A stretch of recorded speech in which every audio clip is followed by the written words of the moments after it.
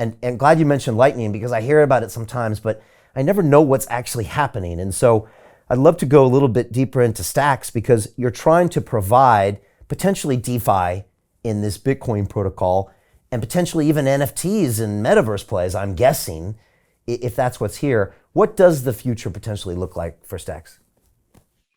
Yeah, let me go over these topics. So I think I had some recent tweet threads that got a fair amount of attention, which were really addressing this topic of maximalism.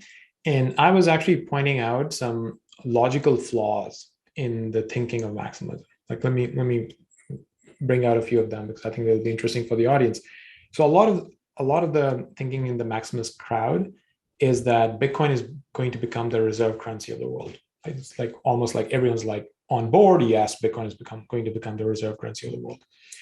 The interesting thing about a reserve currency is that that's the asset against which other things trade. US dollar is the reserve currency because everything trades against that, right? And Bitcoiners they don't even like to have other assets, right? Like you need to have other assets so that those assets can actually trade against Bitcoin. It actually helps Bitcoin if there are a lot of liquid markets and trading happening against Bitcoin, because that's how you become a reserve currency of anything, right? So it's a little bit of a logical fallacy when you're like, I want Bitcoin to be the reserve currency, and at the same time, I want Bitcoin to be the only asset. How can it be both, right? You have to pick one, and if you have to pick, Bitcoin is far more valuable as the reserve currency than as the only asset, because then you're trying to shrink the economic pie.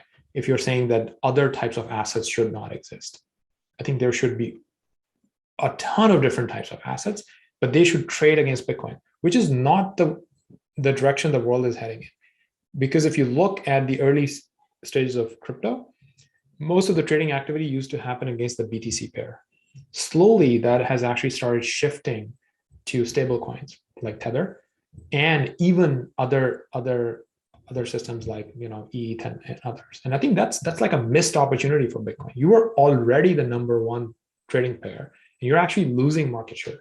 And if you basically embrace decentralized exchanges, if you embrace this idea of trading against Bitcoin is actually a good thing, and actually actively work towards it, that would be good for Bitcoin, right? Yeah, So no, there's a that's a really good point. And just on that same note, we saw El Salvador, make Bitcoin an official currency, but the common thing has been said. The problem is no one wants to sell their Bitcoin, and so you've got a mentality around this kind of hodl till we die.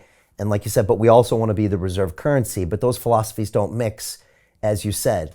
And so until you get someone that's comfortable buying and selling this currency, then something else will step in. Like you said, USDT, USDC, ETH, and these will become the more liquid pairs. And now you've, like you said, missed this opportunity because you're stuck in maybe this old school, Satoshi 13 mentality. So I'm really glad you called that out. Yeah, and I think similarly, this idea of like, hey, Bitcoin is valuable. Obviously, it's valuable. I don't want to sell my Bitcoin, but at the same time, I would love to draw loans against my Bitcoin, or I would love to lend my Bitcoin in a secure manner and actually earn a yield on it, right? And this is something that Bitcoiners are aligned with the idea that, oh, wouldn't it be great if instead of selling my Bitcoin, I could just get a loan against it, and then basically my Bitcoin keeps going up in value and I can repay the loan, or I lend it to somebody and I earn a yield on it. You have to embrace technologies like stacks for this to happen, because devs are literally building these things on stacks. Like there are decentralized lending applications. There is already a decentralized stablecoin where you could do a native Bitcoin swap and you can put BTC collateral and mint a stablecoin. Right? This is like exactly what we have built, and I think that's where, again, this is a little bit of a fallacy, that you cannot be both pro these ideas and then hate the technologies that are giving you literally those applications, right? So you have to pick one, and I think that's where I feel like that's the reason why so many Bitcoiners are converting over, because I think they're intelligent people. At some point, they realize that they've just been stuck in a thought bubble, and they've been almost like, in some ways, hearing the same arguments over and over again. It's like at some point it becomes like a religious cult, right? Because they go to every podcast is a little bit like going to church. Like they're just hearing the same things over and over again. And what you want is independent thinking. What you want is truth seeking. That here is logically what makes sense, regardless of whatever thought bubble ideas you've been exposed to over the past 2-3 years. And I feel very confident that a lot of people will be able to break out of it, because we are seeing evidence that people break that.